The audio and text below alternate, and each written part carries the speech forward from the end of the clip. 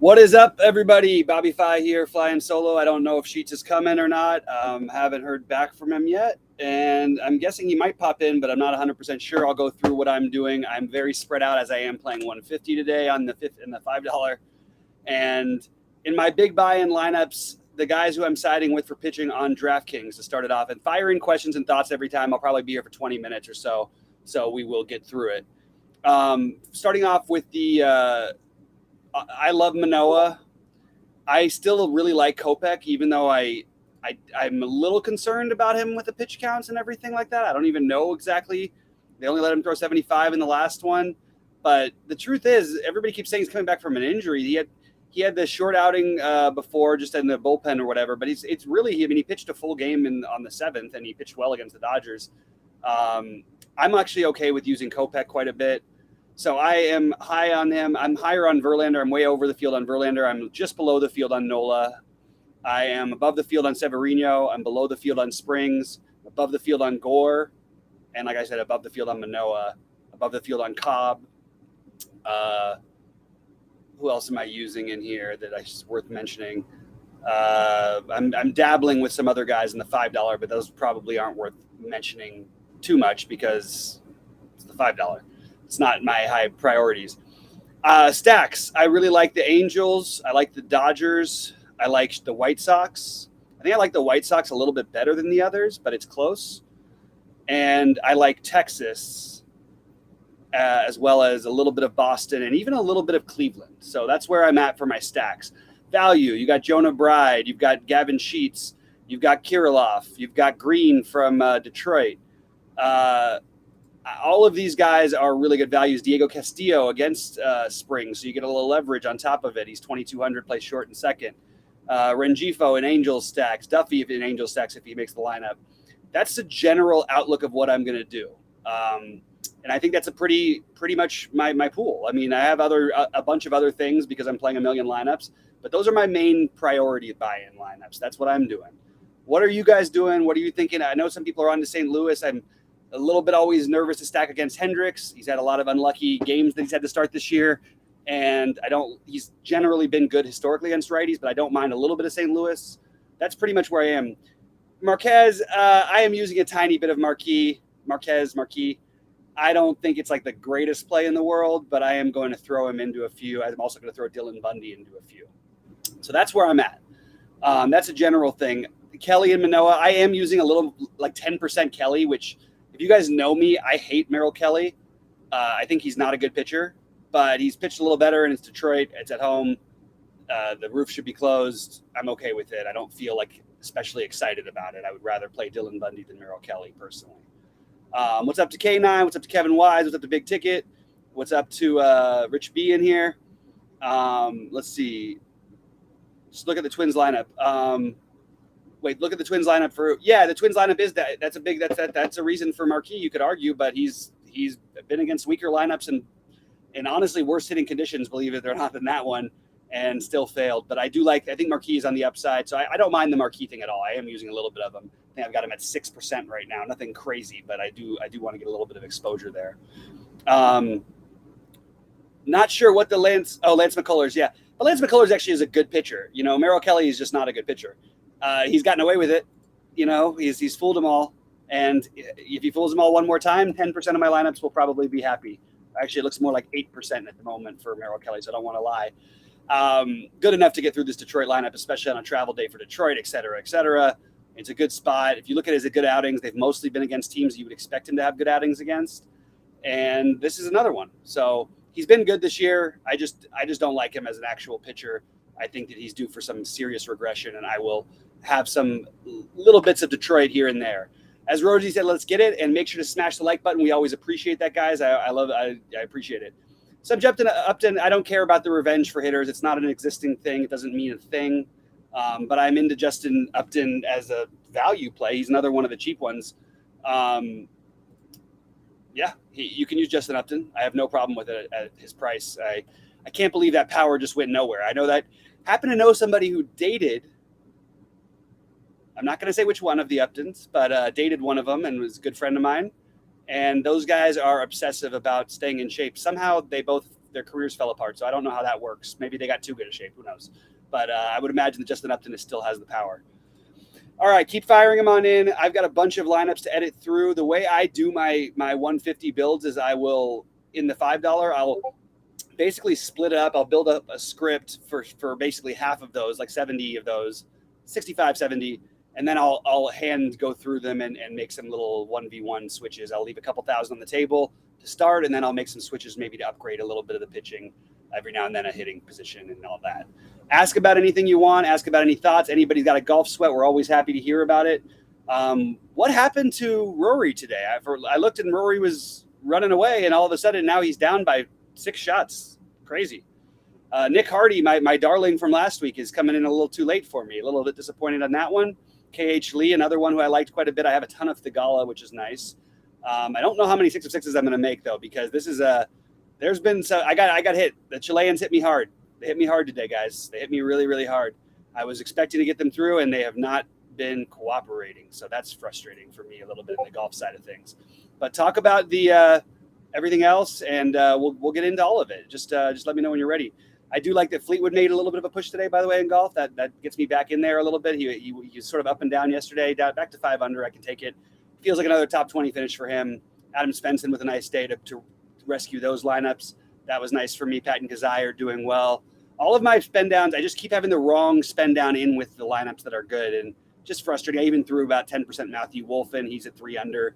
Finally made the cut. He'll probably be the highest guy after the cut, but you never know. Matt Wolf, that weird 10 under day might just be coming one of these days soon.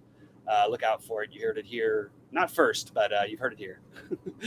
Anyway, talk through some other stuff. All right, here we go. Brad Keller versus Tampa Bay. Did I miss something? Why is Brad Keller playing against Tampa Bay?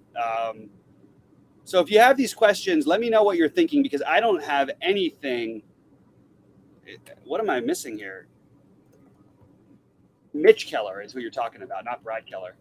Yeah, no interest in Mitch Keller for me. If you want to do it, it's sure. I don't know that you need the savings. Mitch Keller sucks. Tampa Bay, even when they put their C- lineup out, they all know how to play baseball well. And I just don't see enough upside for me personally to play Keller, but I understand if you want to. No interest in it for me. I don't really see the interest in spending down so much on pitching today. I really don't. There's if I was, there'd be like guys like Ronny Garcia, Marquis we mentioned. We talked about Dylan Bundy.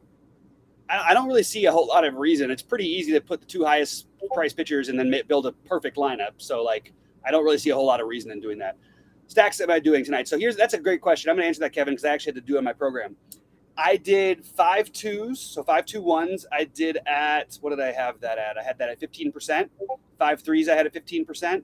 5 1 1 1s I had at 20%. The rest of it is mostly 4 3s, 4 4s, 4 2s.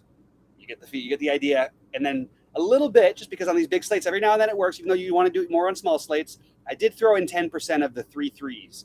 And it would be, I'm trying to convert those into 3-3-2. So that's what I'm doing. Top 3 Fanduel pitchers, Nola.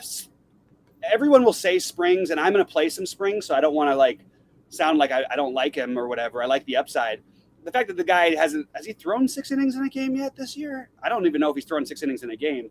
It's a little worrisome for when you want the quality start and the win. So that's a little concerning, but I actually like the spot enough for him. So I would say that it's Manoah. I think that it's Springs and Nola, and then you can decide. I think Verlander's a really, really good play. I think Manoah is a really, really good low-owned play. I think Severino's a really, really good low-owned play. I don't really see the reason to get a whole lot of other guys. Merrill Kelly, some people play. Pass on FanDuel for me. Mackenzie Gore's price is a little too low on FanDuel. You can go with that one. I like that. But you can get single-digit ownership on a number of pitchers that are really elite. So I would just rather take it. Hey, if I'm going to have to try and win a pitching spot with Merrill Kelly versus Justin Verlander or Luis Severino, I don't care who the matchup is. Let me just play those guys. Or Manoah, same thing. I don't care whether it works this time or not. The only one who is at the bottom end for me on FanDuel that could actually get there is we've seen the massive upside from Dylan Bundy. We just saw it in his last outing. So I would take some shots with Dylan Bundy then if I was going to go all the way down here. Bundy or Gore are about the only 2 cheap ones I would have any interest in. But the top 3 are pretty. I mean, the obvious answers are going to be Verlander, are going to be Nola and Kelly. but I think that you want, I'm sorry, Nola and Springs, but I think you want to mix in some Manoah, Severino, Verlander. They're just, honestly, they're just getting way too overlooked for how good they are. And I love Nola tonight, but these guys are better pitchers in real life. Like, no, well, I don't know. Well, Nola's really good, but he's not better than Verlander. That's for sure. Doesn't strikeout upside. I guess you can put him right there with Severino. And then Manoah is an awesome pitcher. So I don't see him as being that much better. And if he has a bad day, you make the money by fading him. You can go that way if you want to play a chalkier stack, although you shouldn't worry too much about ownership on this particular slate. Keep firing them in, guys. Happy to answer any of them. Just again, I got to go get back to editing through my lineups. Like I said, how I do my builds, but I said the 5-2-1 I do like as a build. I don't think there's anything wrong with that. I put it at 15% because I wanted some spread out ownerships, and I want to do different things. I want to take some weird shots here and there. I think I talked through the value plays I liked mostly. I liked Tampa Bay as a stack until I saw their lineup, and then I still am actually playing some Tampa Bay, just to be honest, especially in the cheaper buy-in stuff, because I just think Mitch Keller, not Brad Keller, although they both kind of suck, but Mitch Keller really sucks. And I think that he's going to have a hard time tonight. So that's where I'm at. I do have, for what it's worth, on DraftKings, I'm at 15% Fez Severino, 8% Pivetta, 8% Kelly, 33% Nola, 8%, actually, you know what, 10% Cobb. 10% Bundy, 5% Marquis, 25% Verlander. What else do I have here? Manoah, 25%, Gore, 12%, Kopech, 18%. Kopech's the one that makes me the most nervous to have that much ownership for him on this slate, but I do think he has the upside, although it does make me a little bit nervous. And yeah, that's pretty much what I got. I was much more. I'm still playing some twin stacks because we've seen it before where the best players sit. But without Sanchez and Buxton, even if they score a bunch of runs, where's the power coming from, guys? Like, we got Kepler. Okay, we can hope for something from Kepler. Kirilloff, we can hope for something. These are not like great, awesome, top of the lineup plays on 15-game slates to try to stack. So that's why I'm a little bit lower on them. Toronto as a stack versus the Dodgers, Cards, and Texas. That's a good question. I really like Toronto, but I get worried about that bullpen on a full slate. So I like Toronto. Toronto's more in my 4-mans and my 3-man stacks. But I do have some 5-man, so I don't want to ignore that. But I would have the Dodgers. I could see this going one of two ways. Anderson was really good against us a couple times in the playoffs. But I do think there's enough upside with the Dodger stack as always. And you've got some cheap options you could throw in there, like Trace Thompson in a full 5-man. So for 5-man, maybe the Dodgers ahead of the other 3, right there with the Dodgers and Toronto. And then I really like Texas also as a 4-man. And the Cards are far, far, far beneath them all to me. That's where I'm at. What's my average value stack when using stack sheet? I don't use sheets. I don't use projections to dictate what I'm going to do. Projections in baseball are a baseline, and they're going to tell you what other people are going to do. You don't. If you're a projection junkie, I am not your guy. Sheets can be your guy. He can make money doing it. I have no interest in doing the same thing that everybody else is doing and playing these projections. I want to use them as ways to get different, not use them as ways to play. So I don't use any average value stack stuff with sheets. I never use any of that stuff. I do look at it all, but I don't ever use it. So I have no way of measuring it. Top stacks. I do like the White Sox a lot. I would not say they're on top. There's a bunch of different stacks that I'm into, but I do like the White Sox. I don't have a huge lean. White Sox, Dodgers, Texas, all of these guys are well in the mix for me. Toronto, and they're basically being divided up a little bit by me because I'm spreading out my ownership quite a bit today. So I do like the White Sox though quite a bit. I think I do have the White Sox a little bit higher, but I don't think it's like on the average return because the way the White Sox play is not great. But when they do get there, they're going to get there with a lot of power. So that's where I'm betting on the White Sox. Don't mind a little bit of the A's here and there as some value for like 3-mans, 2-mans, that kind of stuff. I don't look at after hour slate, so I don't even know what that question is. I'm happy to tell you who I like in the late games. I like the Angels. Oh, I like the Angels a ton. The Angels might be right there in terms of ownership with White Sox, which they also have a similar risk rate. And we're just now getting their lineup in, so I'm gonna have to go through and make sure I don't have anybody who's not playing. And the way DraftKings does it, damn it, DraftKings, don't frustrate us like this. Like, you know what? F you, DraftKings. When you go to the global player swap, show all the players. Don't do this nonsense to us. It's so frustrating. It just shows guys, and you don't know if they're in or not, or they had Muncy is out earlier. It's just really frustrating when they do that stupid crap, and wish they'd get it together. That's my personal take. All right. Any other questions here? Projections isn't average. Looking for ceilings is not average. Yes, exactly. And I totally agree with that sentiment, Hingo. Great call. You don't want to, if you want to just start playing DFS and expect to win, you're not going to. I can just guarantee you. And if you do, you just got flukily lucky. If there was one sport to do it in, it'd be baseball. By far the most lucky, by far the most variance. Golf would be in there too as well. Yeah, so that's pretty much it. It's a favorite stacking order tonight: 5-3 or 4-4.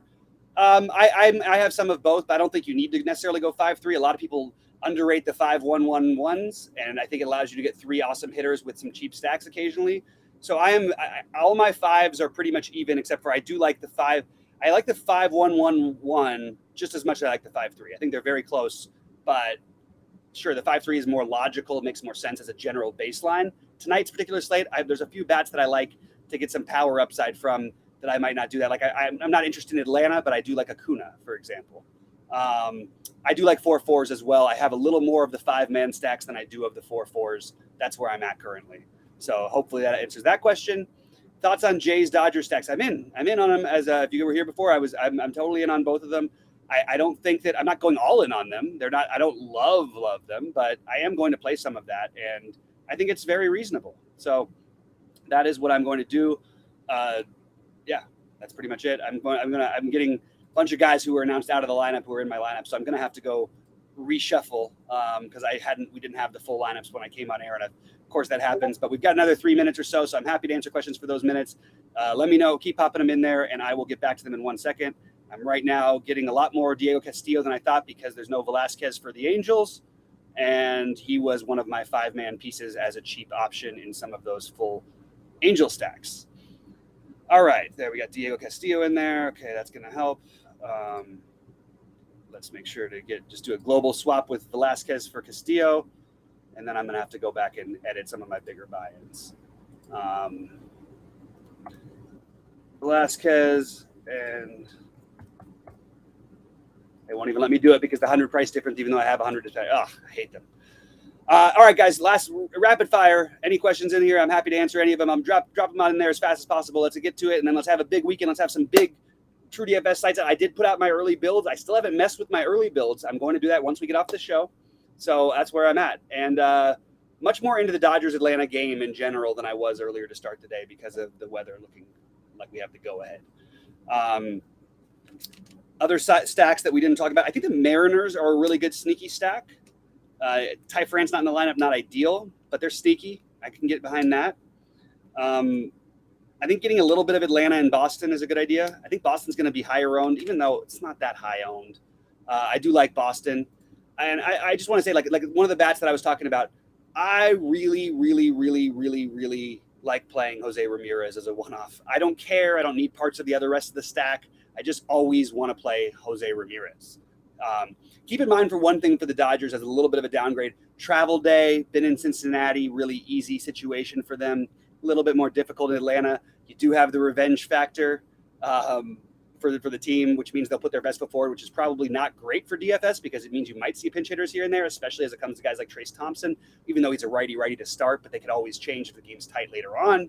Just keep that in mind, especially if you're not doing full stacks and just using a few little 3-mans, things like that. Anyway, guys, all right, well, I appreciate you all. I'm going to get out of here, and I'm going to say let's crush it tonight. Let's make some money. And the Dodgers could not have lit up Anderson in the World Series because they can't play Anderson in the World Series. So that is an incorrect fact from Rod there. The Dodgers did not play Anderson in the World Series. So it's not even mathematically possible for that to happen ever until somebody gets traded. Like Anderson is the only one who can get traded. So they did not light him up in the World Series. And I was at that World Series that they played in Texas. But I wasn't there last year because it was the Braves who had no business being in there. Absolutely one of the worst teams in recent history to win the World Series. And really a shame that teams that are barely better than 500 can win the World Series without their best player. It's a crapshoot once it comes to the playoffs, unfortunately. Just the way it goes. You end up with getting a guy like Eddie Rosario hitting 560 for 3 rounds for 25 games. Just not going to happen. You can't beat that stuff. Anyway, guys, good luck to everybody tonight. I hope you guys crush it, and I will see you guys hopefully atop the leaderboards. Good luck.